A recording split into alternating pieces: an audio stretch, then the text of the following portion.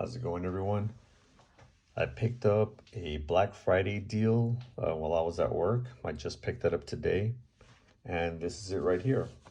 As you can see, it's a PSA. I think it's really cool that they put that little dagger on there because it actually does look like they're lower from the dagger. And what did I pick up? I'm not sure if you can read that, but it is a PSA dagger compact, which is the Glock 19 size version with the RMR cut slide, non-threaded black DLC coating with gray for the module. Let's see if we can open this up here. Where is the zipper? There it is. Now, I was surprised, or maybe I just overlooked it, but I did not realize that this gun, for the price I paid, which was just under $300, that it came with this case. I thought it was just the pistol and a magazine, but it does come with this case. They did have another deal that did include multiple magazines and the case, but it was close to $100 more. Not something I was looking for. And here it is. Let me turn this around. And this is the Dagger Glock 17.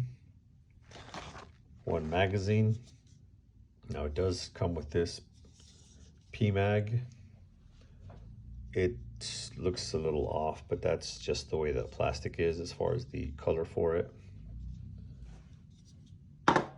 Fortunately for me, I do have a couple of Glocks that are stocked, and I just picked this up today, bought it used.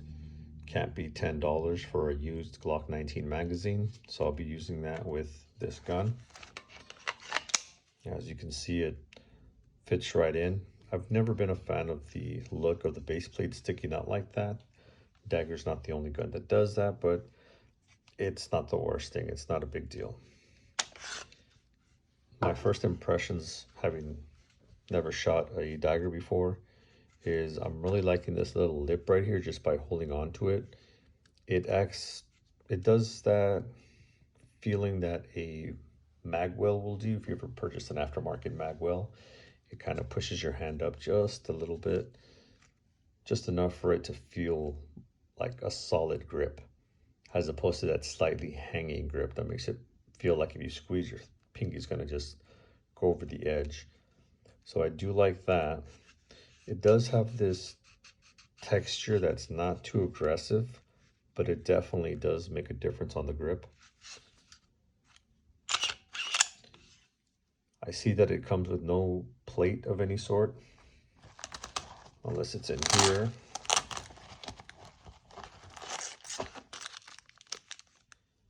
It looks like it comes with a plate for an adapter versus a cover, but I'm not sure. Let's take a quick look. Must use supplied screws when mounting optic. Let's see what's in this. So it does come with a plate, which I'll be putting on promptly. A couple of screws and just the Allen key for it, which is great. Again, I wasn't sure. I just opened it up right now, so I haven't really done too much with this gun. I'm not sure what optic I'll put on it. I do like the idea of using this as an excuse to get the Holosun 507 comp. I have not seen it anywhere. I haven't really heard anyone talk about it. All right. It would have been nice if it came with some screws that just to set the plate on there, or if it would have just come with the plate installed with the screws on there. This is for use with an optic, so as you can see, the screws are taller. They protrude off the top there. The sights on this are black on black. Not typically my favorite, just because I like to have something to look at in the front. I do have one that has blacked out rear sights, two actually, but on the front I have something. Like on the other ones I have a high vis sight on that. I'll probably just put some paint on there. Not sure if I'll go with white or some sort of bright yellow or orange, but for now I'm gonna leave it as is. I like the way this cut is on the front. It reminds me of my AXG. My P320 6-hour AXG has that similar style cut on front. No cuts on top. There was another version that did, but for whatever reason I just didn't really like it. does have the undercut, which I think is a huge plus. That little nub, I'm not sure. It feels good in the hand. I'm not sure how I'll feel about that once I start shooting with it. I'm not sure if that'll get in the way, get annoying. I don't think so, because it looks like it's a standard little finger groove, just not with missing the bottom ones. Overall, I think it's a good looking gun, especially for the price. It's definitely a great value.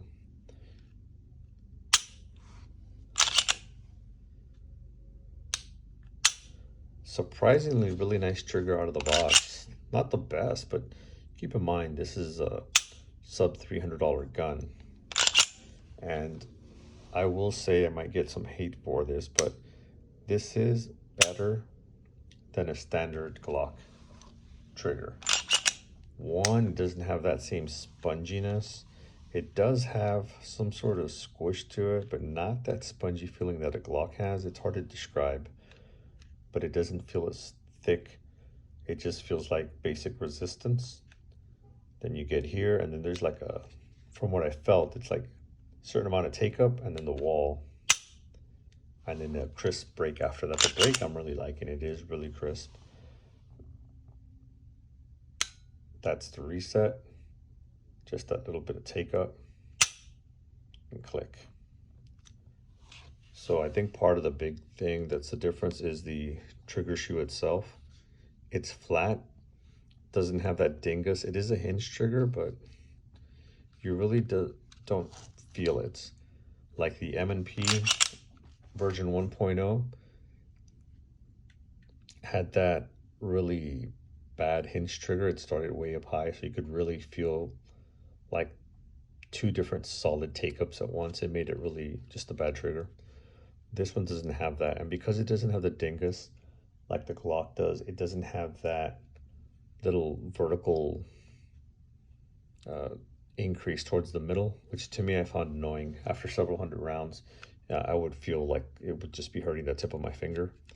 And not to the point that you'd cry, but to the point that it'd be annoying, and you're paying extra to be annoyed by a gun that you want to enjoy shooting, which isn't a good thing. This, however, is not that. And I will say, some of these newer guns that are coming out, their triggers are actually coming out really, really nice for being factory. And most cases, if I would have bought something similar to this, or the Canic, or even the Torch G, what is the G2 or the G3, the newer model, their triggers are so nice that if I would have first purchased these when I started buying firearms, I don't think I would have done any trigger upgrades for them. And that again is just because the newer ones are coming out so good that you don't really need to do too much extra to them. Here is the other screw right there. I believe I probably dropped the first trigger. Not the first trigger, the first screw.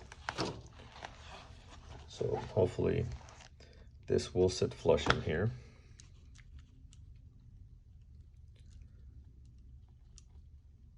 Looks like it will.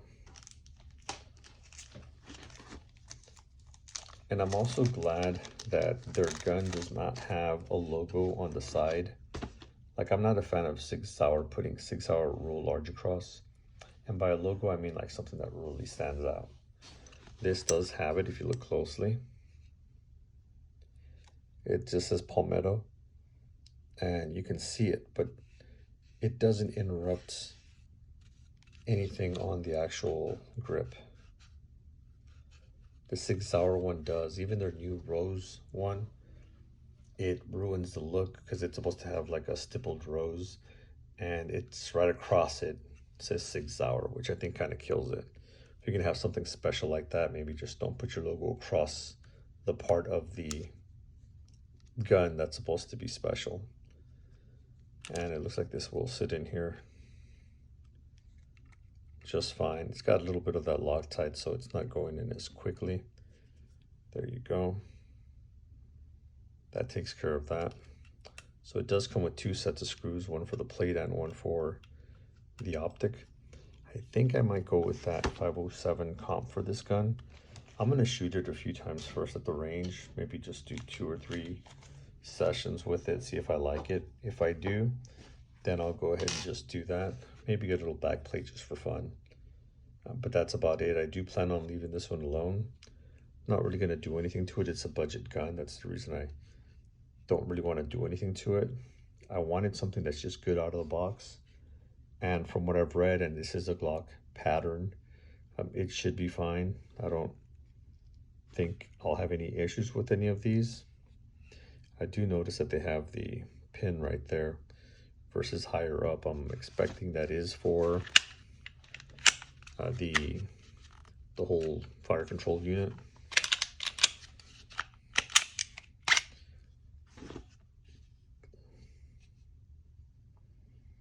And based on the way it looks, I'm pretty sure that's what it is. It's for the housing, kind of keeps everything in place. Glock has it really high towards the back.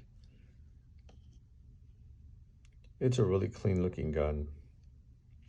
I like the simplicity and I like the pricing. This is what Glock should have been. They knew that people were doing all the undercuts, all these customizations to their grips. They could have easily implemented that when they came up with a new generation of guns. Same thing with the rail. They could have gone with the standard Picatinny by now. Just Glock never improved anything. And they claimed in the past that they don't want to ruin reliability. Well, these are cosmetic. These shouldn't affect the function of the gun. You're not doing anything with the trigger, the sears or springs or anything like that. It's just the comfort of the frame. But I guess that's just Glock being Glock.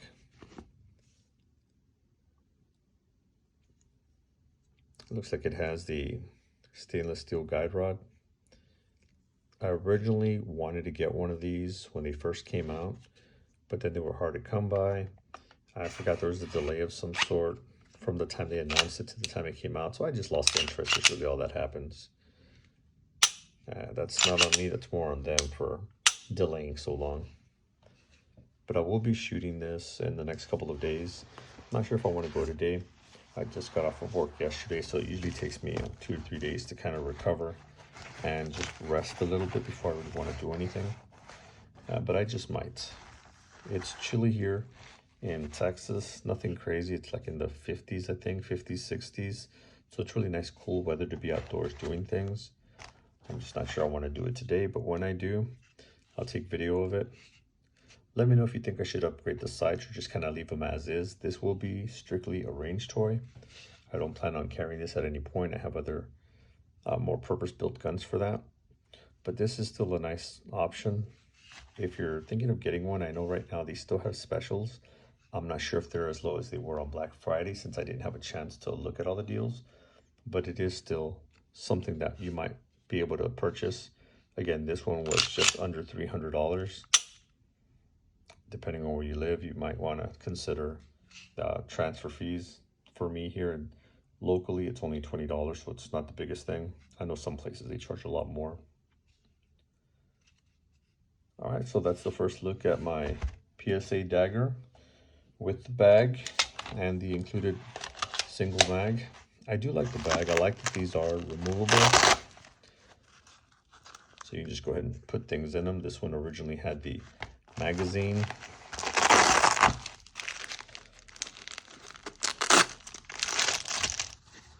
This one has a little lock with the Palmetto logo.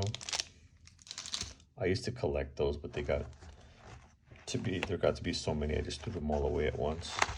I had no real use for any of them.